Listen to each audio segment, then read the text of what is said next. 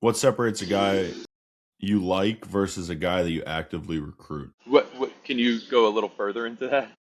Like, what's a guy that you're like, all right, I like him, I see potential, and I'm gonna move on with it, right? Or a guy that you're like, all right, he's got a game next Wednesday, I'm going to that game. Shoot.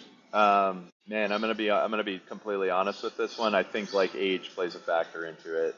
Like older players are better. They are.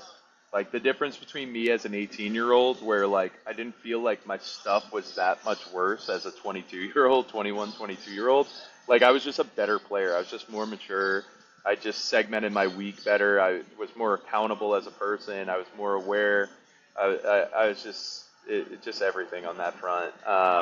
I think age does matter. Like I think the portal taking advantage of it does help. Like, are there your outliers as 18-year-olds? Sure, there are, but like I think that's a big thing.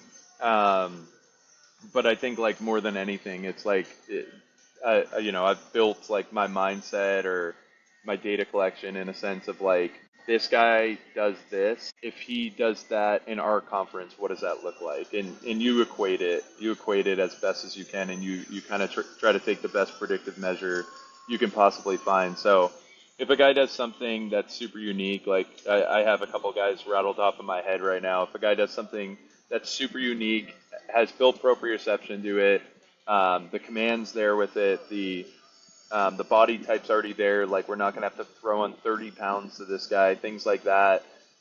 If they're so-called ready, like if this guy is so-called ready, then it's good to go. I mean, our Friday guy was at a JUCO last year and like didn't have all that great of numbers, man. But like you sit there and you look at the Arsenal and you look at like what the Arsenal could have been past there. Like there was no data there. There was no, it wasn't exactly being optimized for him. And then and you're like, what does that look like with my skill set or my things that I like kind of cater towards, my biases, things like that. And I'm like, that's right in my wheelhouse. And now you have one of the best D2 prospects in the country now.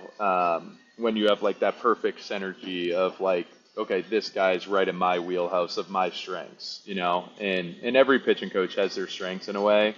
Um, so I definitely recruit to what I can build the best. Like I think our head coach was like a very like high batting average, a lot of stolen base type guy, and we've had a lot of success with that over the years since he's been here. And like you get a Corey Hodarine, for instance, who's leading our conference in stolen bases, one of the top batting average guys in the conference, and then like while you're recruiting him, you're thinking of Bo and him, and you're like, this guy is very similar in a way, and this is what Bo teaches really well. So you want to put him in front of Bo, and then you have the success that we're having with Corey Hodarine this year. And again, he has so much talent and so much ability, and he's such an aware person. But like him having Bo just helps him to that degree more. So recruiting to your strengths matters.